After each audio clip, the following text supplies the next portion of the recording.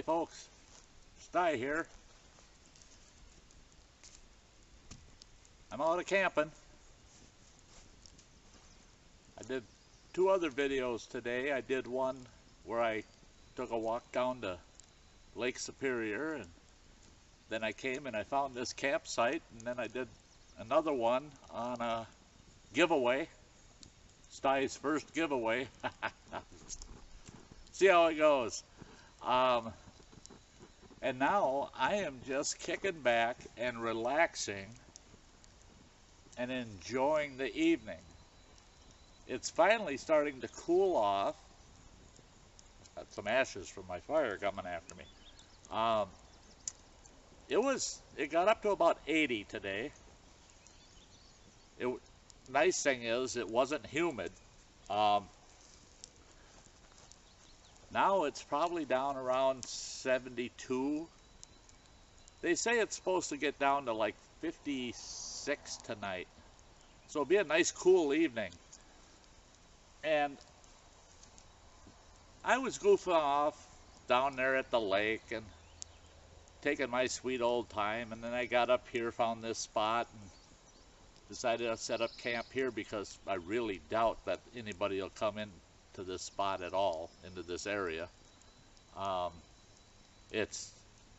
In fact, the route in here showed no sign of anybody coming in with a vehicle for weeks at least.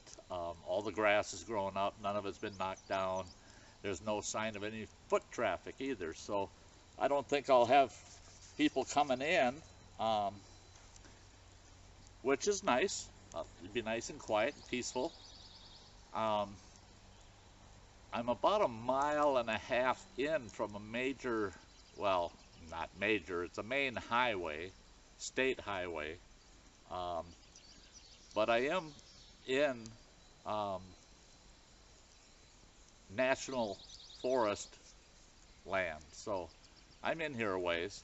The reason I picked this spot is because it's all high ground here, and nobody's camped here.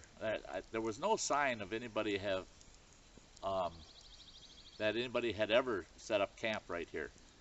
So I found the spot, I took off and drove down a couple old forest roads, and I found enough stone that I put a nice fire pit in and gathered up enough firewood to have a fire until probably about 10:30, 11 o'clock tonight, and then I'm going to crash. Well, I was enjoying myself so much, and now I'm going to just have a quick freeze-dried meal for supper. I don't feel like fancy cooking. My fire's giving me a lot of smoke all of a sudden. The firewood I gathered up was mostly pine, so it puts off some smoke. There, now the wind's blowing it away. But wandering around gathering firewood. Oh, and I made a pants camp chair. For you folks that have seen my video on making a camp chair out of a pair of pants, you'll know what I'm talking about. So I'm comfy as can be. I got a nice pants camp chair to sit in tonight. That only took about 15 minutes to gather up the wood for the tripod and the cross member and tie the pants on. It took about 15 minutes, and now I got a nice chair for the evening and for tomorrow until I head home. Well, so that 15 minutes went by quick, and then I went wandering around, and then I spent about 45 minutes driving around finding enough stone to make a fire pit, which worked out good. It's a perfect fire pit. And then I started finding firewood. I went wandering around looking for firewood, and I had found a bunch of nice birch for tinder, or for my fire tinder for tonight, and I had set it here next to the chair. And then I went and I wandered around dragging wood in, and I hauled a bunch of wood in, and I started processing it, and I got a big pile here for several hours of fire, and then I went to start my fire so I could have some supper. And I'm going, well, where's my tinder? I thought, well, Sty, you're losing it. Maybe you didn't even gather any up. I was sure I did, but I started digging around, and here it was, all the way underneath that wood pile.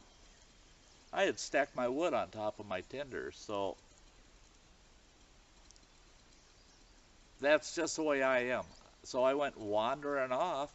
I'll go find some more. It just gave me an excuse to go wandering again. So I gathered up some more tinder and got my fire going, and now, like I said, I'm just heating up some water for a freeze-dry meal.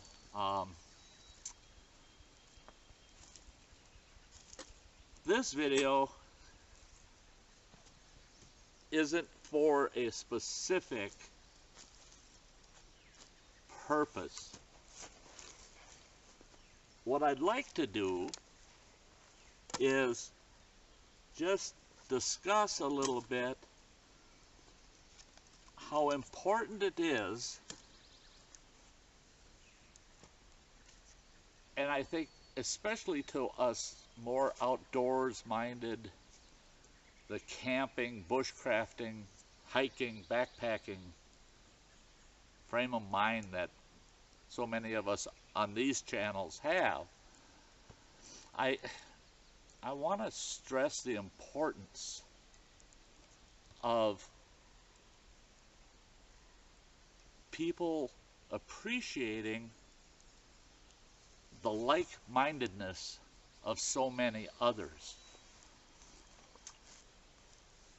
I was a little disheartened because I was watching videos last week. I had to work every day, and I was watching videos to catch up on all my subscribers and all the channels I've subscribed to. I wanted to catch up and see all the videos that were out there. Well, I was a little disheartened because I came across some channels that there were people that were, you know, well, like they call them trolls. You know, they go around and they just cause trouble on people's channels. But I see these people bickering and trying to, excuse me a second, that's a big no-no. I'm shutting that off. There we go. I only had it on because I wanted to know what time it was. But I see these people squabbling and bickering and arguing over semantics. I mean, oh, well, that's not the best way to do this, or that's not the best thing to do, or I wouldn't do that, that would kill you, that's no good, you can't do that. And what I really like and what really gives me satisfaction is the fact that each and every one of you are either you have channels and you're doing videos of your experiences and sharing what you know. Just because you know something differently than somebody else knows it does not make it wrong, does not make you wrong. And when I see commenters getting on there and telling other people, oh, you're wrong, and I've done it this way for 30 years or 40 years, and so your way is wrong. I take issue with that. I take issue with people trying to take our enjoyment of the natural world and beat it to death with science. I don't like that either.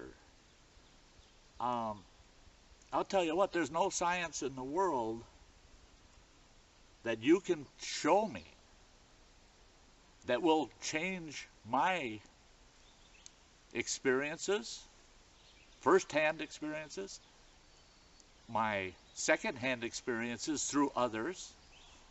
A good example is I had an acquaintance. It was kind of like a arm's length acquaintance that was attacked by a grizzly bear. He had two hunters. He was a guide. He had two hunters with him. He went up on a rise and he came running down that rise yelling at his hunters, "Shoot it, shoot it, shoot it." And they didn't know what he was talking about. And then they realized, here's this man running down the side of the mountain and he's got a grizzly bear behind him. And he's screaming, "Shoot it, shoot it." Well, they didn't have any firearms with them. They had bow and arrow. They were bow hunting for elk. Well, fortunately, they were bow hunting for elk because they had heavy equipment. Well, one of the guys had the smarts and the wits. He managed to knock an arrow. He drew, and that guy ran right past him. And this guy was standing around the side of a rock. And as that bear came by, he let that arrow fly. That arrow managed to slip right through the rib cage, and it sheared the bottom half off of the heart of that grizzly bear. That grizzly bear chased that guy another almost 75 yards. They taped it, and it was like I don't know. It was like 4 feet short of 75 yards. So 75 yards. But what the guy did was, as he's running, he didn't know that his hunter had shot the bear with that arrow. And he saw a lodgepole pine, and he's coming up to it. He stuck his arm out and grabbed that pine, and he spun around that pine, and he said all of a sudden that pine tree leaned about 45 degrees. That bear hit it head on. And there that bear lay dead. Now, I was relating that story to somebody, and they told me that it was physically impossible. Absolutely physically impossible. First of all, it was physically impossible for that arrow to have pierced that bear enough to actually slice off the bottom half of the heart. Well, it's about the bottom third of the heart. And I said, "Oh, really?" And he said, "Yeah, it's," I said, he goes, "Your story's a bunch of baloney." I said, "Well, first of all, it's not my story. I'm sharing an experience of somebody else." And he goes, "Plus, there's no way that bear could run 75 yards with a big chunk of his heart missing." And I said, "Oh, really?" I said, "Boy, that's interesting." And he goes, "So you know now you shouldn't be telling that story because it's a bunch of baloney." I said, "Oh, well, I sat at the trial because that guy was charged with killing an endangered species. And there was a huge trial. And he was found innocent, by the way. Or not guilty, as they say. And they had all the evidence there. They had the heart. They had removed the heart from the bear, and they showed it as evidence. And they had it on this big screen TV. You could see it. And there's a third of the bottom of the heart missing. And the forensic expert was showing how that was an arrow cut that took that piece of the heart out. So how is that a bunch of baloney? And he goes, "Oh, no, that's a bunch of, no, that's not true." The fact of the matter is he was not there. He did not see the evidence. And same with the 75-yard run. They said that they were on about a 20% grade, and that the momentum of the bear would have kept him moving, and that it all, from the time he got hit with the arrow to the end of that 75 yards, was less than, what did they say, 12 seconds, I think it was. And they said the bear didn't even know he was dying. So that guy wanted to continue to argue that my story was wrong. I've never spoken to that man again. And we were good acquaintances. I wouldn't say best friends or anything, but I never spoke to him again because if he would have shared some information with me and it was accurate and it kind of um, disputed what I had told him, I'd give it consideration. But the approach he took was, no, you're just wrong. Well, I tell you what, folks, all of you folks out there, all your videos out there that I watch, I praise every one of you. I think it's wonderful. I love all of your videos. They're from the heart. They're your own experiences. They're things you've seen or things you've learned. And they may be different than the way I do them. That doesn't make me wrong. It doesn't make you wrong. It makes both of us wiser. And I guess I'm venting, I guess, or ranting. I just wish people, if they are really of like mind like the rest of us, we should all be just thrilled to be in contact with each other. We should have good things to say about each other. And we should feel free to share information, even if it appears to be a little contrary to what somebody else does. Because I've changed my ways myself. Because somebody else did something differently and showed me how they do it. And I go, oh, well, I've been doing it the hard way all my life. I haven't been doing it the wrong way because I still came out with the same end product, but they have an easier way. So it was my gain by them saying, oh, well, you shouldn't have to do it that way because it's so hard. Here, I'll show you a way to do it easily. That's like the hand drill. Ever since I've had my heart surgery, I cannot do the hand drill using, I learned to use white pine for my hearth board and Jerusalem artichoke for the hand drill. And I was getting proficient at it. Then I had that major heart attack. I ended up with heart surgery, and I still have certain pain issues in my sternum. I cannot get a coal using the materials I learned to use. Now what I do is I use Jerusalem artichoke, or I use bull thistle, younger ones that are smaller shaft, and chaga. I cut chaga into slabs, and I get these little slabs, and I use those for my hearth board.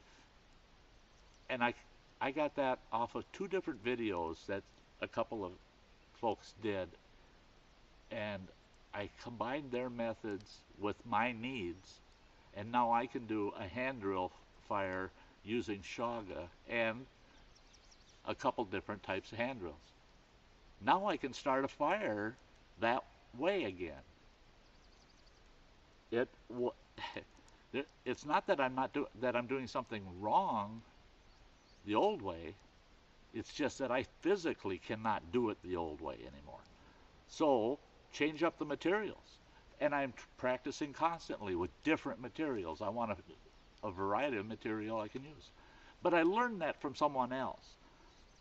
I learned that from people that never tell other people, oh, you can't do it that way, it's wrong. You're teaching people to do it the wrong way.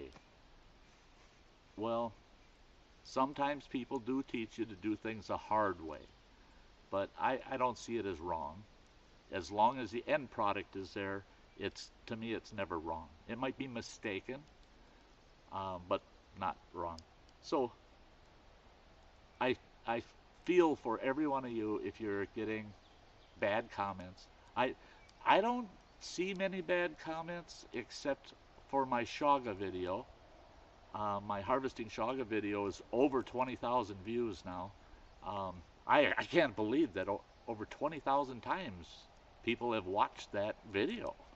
And I've gotten a lot of comments about shame on you, the way you harvest your chaga, and you can't do this, you're going to kill the tree, you can't do this, you'll kill the chaga. And some of those people you just can't make happy. I got people that are trying to protect the birch trees, and I got people that are trying to protect the chaga. And I'm in the middle trying to protect them both because I love birch trees and I love chaga. So no, I don't harvest chaga to kill off chaga. I leave enough behind that it regenerates, and I've watched my chaga regenerate, go back and reharvest. There's chaga locations I've gone back and actually harvested where I've harvested before. And chaga eventually does kill the birch tree. That's part of nature. That's the way it goes. If you love birch trees and you want people to kill off the chaga, that's foolishness. That's you trying to play the creator and say, oh, well, we don't need birch trees, or we don't need chaga. We need them both. We need them both. But folks like to get on that video and leave me comments about, oh, shame on you comments, you know. And I respond to them, and I respond kindly and polite, and I try to be firm but fair and say, that's the way I do it. And I've watched all these other videos on chaga harvesting, and I don't agree with all of those either, but I don't fault them for the way they harvest. I don't like the idea of harvesting all of it. I don't like the idea of killing off birch trees. But I've taken what I've learned through my experiences and I apply it. That does not make me a bad person or wrong. So those comments, I just go, oh well, well, I'm glad they don't live next door because they'd be complaining my grass is too tall or too short, one of the two. So, but there I went and ranted about folks bad-mouthing YouTube channels. And I don't get it, like I said, I'm not getting a bunch of bad-mouthing, so I'm not worried about it. I don't get that many dislikes, so I don't care, you know. I do care that people enjoy my videos, and I hope you enjoyed this one, even though it's a rant.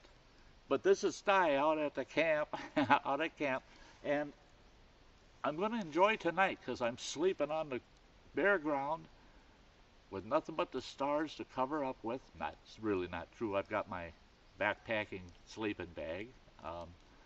Being it's supposed to be in the 50s, so I can use my lightweight sleeping bag, and I'm going to just be right on the ground here by the fire.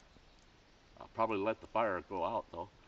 But I'm right in the heart of the territory of one of our larger wolf packs. And I spoke with a person that I'm acquainted with that was up here not too long ago, and they said, so my battery died on me. But I think where it died, I was speaking with an acquaintance that he was up here just not too long ago, and said that the wolf activity's been real intense. There's a lot of deer have come back in the area, and I'm hoping that the pack comes through tonight and that I get to hear the howling. There's nothing I love more than hearing those wolves howl at night. I'll sit up all night out here listening to the wolves as long as they're howling. I love it. The only concern I have out here at all, timber wolves don't concern me too much, especially when my truck is just about 8 yards away. It's the bears. I was talking with Forest Service person today when I did my video down to the lake. On my way out, I was amazed. I looked up the hill and I had my camera in my pocket, and I thought I was looking in a mirror. Here comes this guy down the hill, and he's got a wide-brimmed hat on and glasses, and he's got this big beard. And I swear to you, he looked like me about 25 years ago, a younger me. And he yells hello to me, and we meet on the trail. And once he got closer, I realized, no, he's Park Service. He's with the Park Service. And he was out. Well, it was funny because I introduced myself. He introduced himself. And I noticed he had a backpack on. I go, are you out collecting the trail cams, the trail cameras? He looked at me funny. He goes, yeah, actually I am. I'm downloading the data and putting fresh batteries in them. And I said, well, the two down there, I said, right at the end, because if you're collecting the data today, I said, right at the end, take a look at me smiling and waving at you. I said, I know that, I said, I know you don't have audio on them, so I said, but I did say, hi, this is Sty here. I said, I did that to both of your cameras. He goes, how in the world did you find those cameras? They're off trail about 75 yards. And I said, well, I don't stay on trail. I'm not very well behaved. I wander all over. And I said, and I don't know why, but I can spot a trail camera with no problem in the woods. If I can get within 75 feet of it, I'll probably see it. And I said, so I saw your trail cams. And I said, but my question is what are they for? What are you trail camming?